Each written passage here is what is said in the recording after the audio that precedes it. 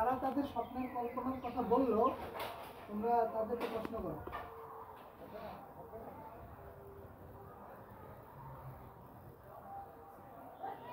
প্রশ্ন করতে হবে।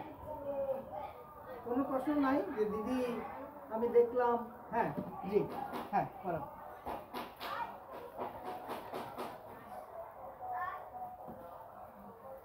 কোন প্রশ্ন? আপনার স্বপ্ন আগে হাসপাতাল করা। স্যার সরি আমি হ্যাঁ অনেকই, হ্যাঁ অনেকই বলবো। অবশ্যই। হ্যাঁ আচ্ছা, মানে আমার আপনার প্রশ্নটা হচ্ছে তাপসীর কাছে। হ্যাঁ তাপসী, হ্যাঁ বলেন। আপনার স্বপ্ন ছিল হাসপাতাল করা, তো কিভাবে এসব করছে এইগুলো যে আপনি শিক্ষকতা পেশা বেছে নিলেন? হ্যাঁ এর পেছনে কি? গুড, ভালো প্রশ্ন। হ্যাঁ বলেন। কারণ হলো আমার ইচ্ছা ছিল আমি নার্সিং করবো, নার্স করবো, কিন্তু আমি বাইরে কোনো চান্স পাইনি। পরীক্ষা দিয়েছিলাম কিন্তু কোনো চান্স পাইনি। পরবর্তীতে দেখলাম যে নার্সিং করার আমার কোনো রাস্তা নেই, কোনো উপায় নেই।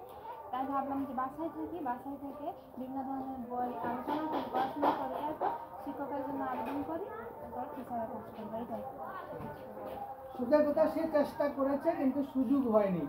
ঠিক আছে, সুযোগ না পেলে কি হাত পা গুটে বসে থাকবো?